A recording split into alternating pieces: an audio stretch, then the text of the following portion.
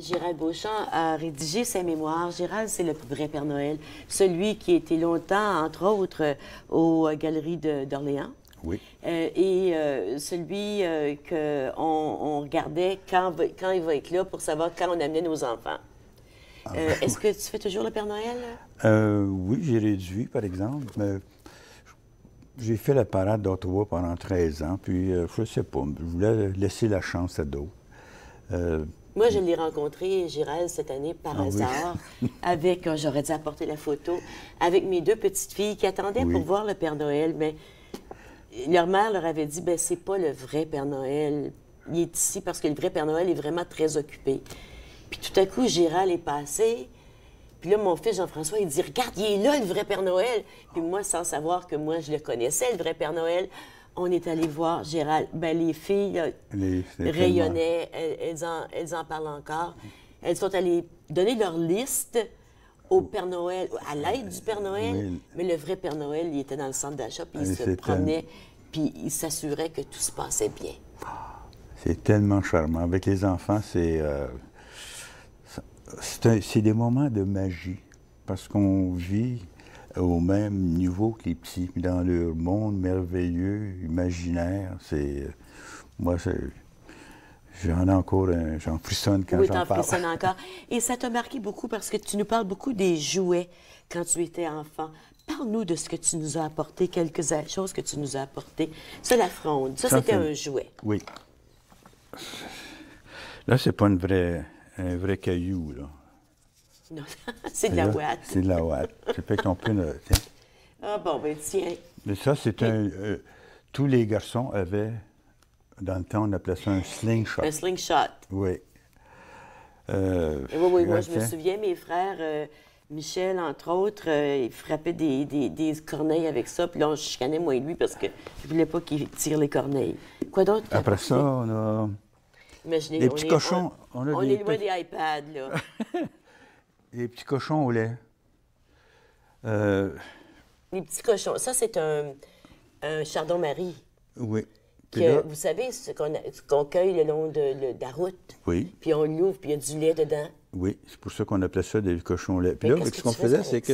Bien là, il a fallu que je l'attache, parce que sinon, c'est... Oui. Mais là, ce qu'on faisait, on prenait un cure-dent, puis là, on lui donnait 4 pattes. Puis là, ça pouvait être une vache, ou on pouvait, avec notre imaginaire, on disait, ben ça, c'est un cochon. Donc, on se faisait des petites fermes. Regardez ces gens. Ben oui, mais c'est correct. Moi, je regarde mes petites filles qui font encore la même chose avec tout ce qu'elles trouvent. Mais ça, c'est pas un jouet ici. Non, hein? c'est des artefacts. Tu es originaire de Rockland. Oui. Rockland, bien sûr, c'est sur le bord de la rivière. Ça, on saute, là, on n'est plus dans les jouets. Là. Mais ça, tu as trouvé ça, sérieusement, le long de la rivière des Outaouais. Oui, j'avais un lot. Fou! Ça ici, c'est le bout d'une lance. Oui. Ça ici, c'est un couteau. Où est-ce que les Autochtones, soit pour couper de la peau ou gratter la graisse en dedans. Quand tu as trouvé ça? Ça fait longtemps? Ça fait longtemps, c'est au mon dos, dans les années 60. Mais j'avais aussi, il y en a d'autres, hein, regardez.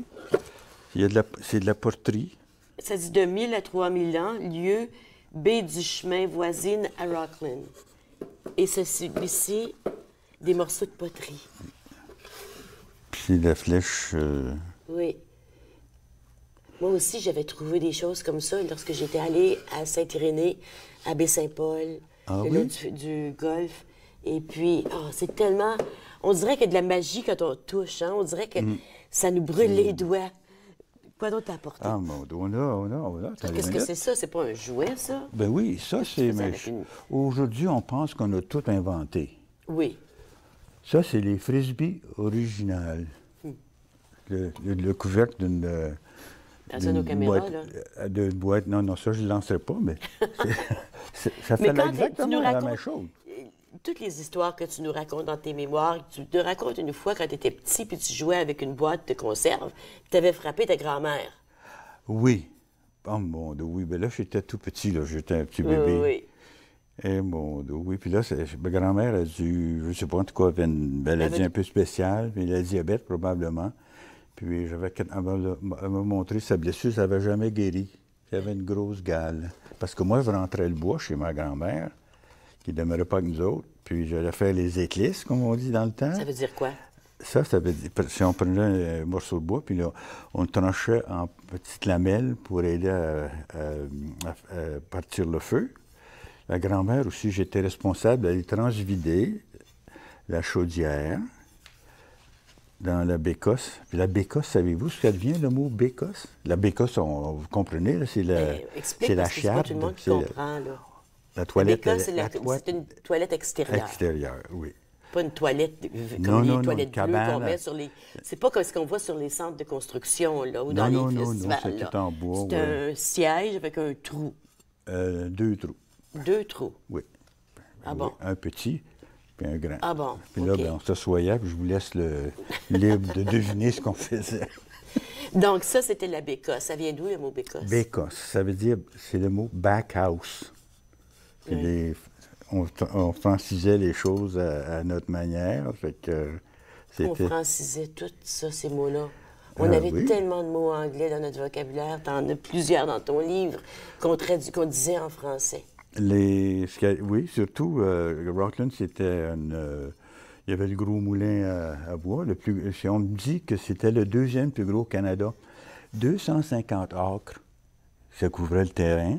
Un moulin à? Un moulin à scie. Mm-hmm. Il y avait 25 gros édifices. Il employait 1500 personnes. Mais là, on dans 1920, là, 1930. Nous autres, tout ce qui... on jouait dans les... ça a parti des années 30. Ça a été démoli pour déménager, surtout à Gatineau. Oui. Nous autres, on jouait dans les ruines de ça. Mais on ne nous avait pas raconté l'histoire de Rockland. Ça aussi, c'est une autre raison que j'ai... Oui, alors tu l'as écrit pour les petits-enfants, pour que l'histoire de Rockland soit immortalisée dans tes... Et puis qu'on se souvienne de comment la vie était. On s'en va à la pause. Au retour, on revient pour quelques instants.